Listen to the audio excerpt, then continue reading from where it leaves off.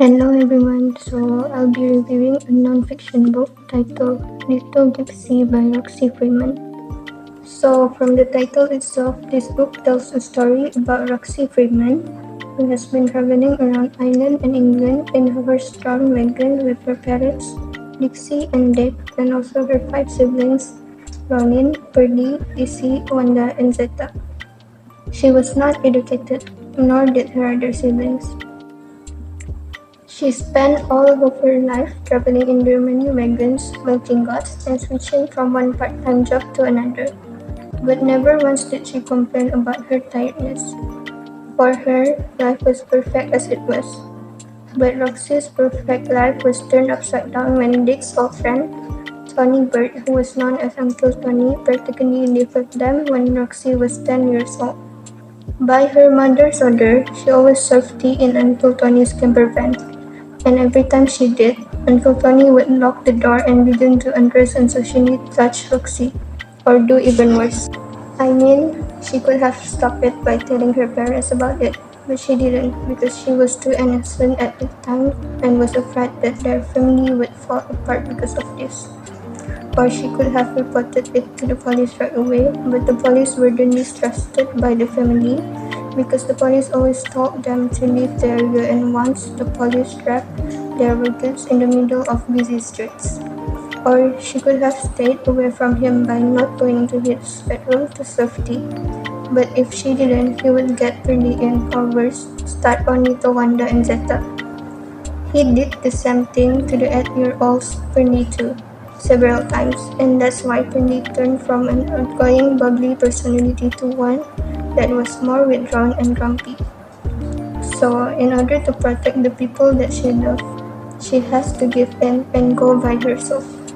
Every time Uncle Tony did that, Roxy would focus on the blanket with 21 squares of different colors that was neatly folded on the shelf above the bed, counting them each time so that the time would pass by.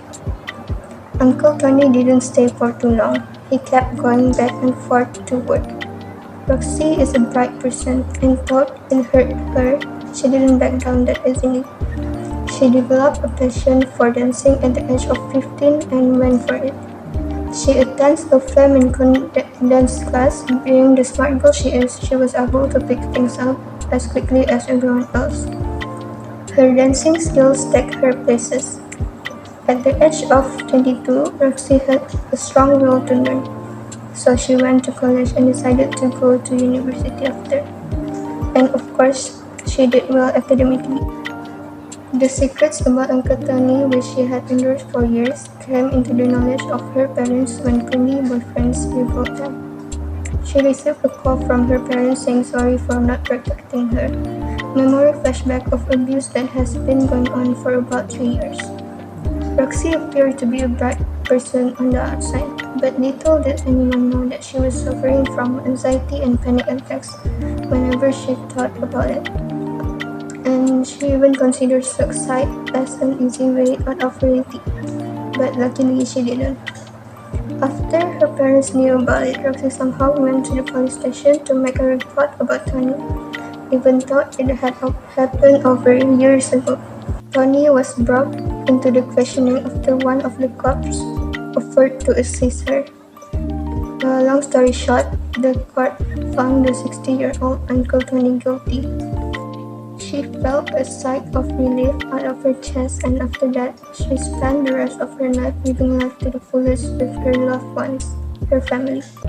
Honestly, after reading this book, it saddened me to think that somewhere in this world, someone like Uncle Tony still exists, and victims like Roxy, who kept it quiet, are somewhere breathing. Yeah, the predator might go to jail and receive the punishment that he deserves. But how about the victims?